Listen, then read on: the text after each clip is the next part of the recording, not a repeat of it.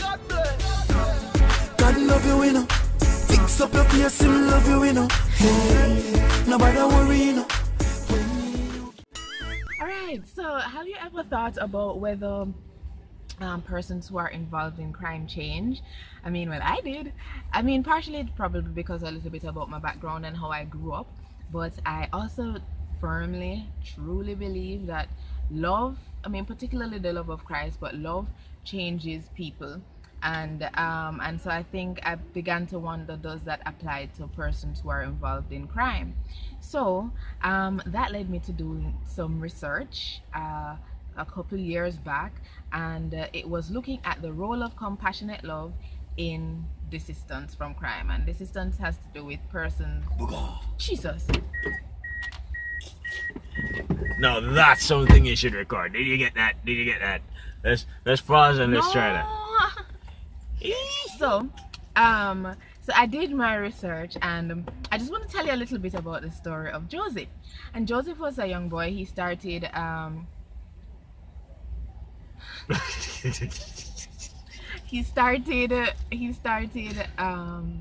he began offending.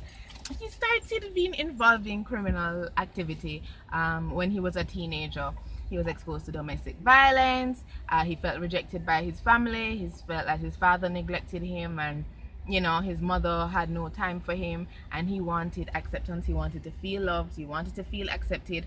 And so he found good company in older men, in men who were a part of gangsters. And so they, you know, through that kind of life as well as school, he was exposed to, you know, using guns and being able to gain access to guns. And eventually he was a part of armed robbery and shootings. Right now, after a period of time, what happened was that he recognized that, and he would say that the Lord revealed it to him, that his mother, he recognized that his mother loved him. I mean, so many years he had grown. He recognized that his mother loved him, and he also recognized that, you know, if he continued to be involved in these criminal activities, that it is possible that if the guys he was in conflict with, if they couldn't catch him, they would have catch his mother. And you know, he recognized the danger of that. So he had reflected, and he just decided that he wanted to change. He wanted to change his lifestyle. So the place where he thought that he could do that was at the church. And through the church he met a young lady, and this lady he believed really, and we'll call her Sarah.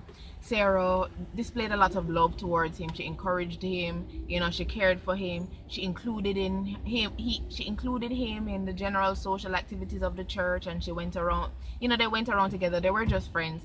And but one of the things that I think really stood out to him was that she was very forgiving. So he would insult her, he would disrespect her, but no matter how many times he did that, she still took him back, she still forgave him, she never responded to him negatively. And that had an impact on him, and he recognized that she loved him, and he said that the love changed him.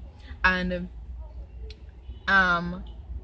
as a result of that, what happened is he began to love his mother and to love this young lady Sarah.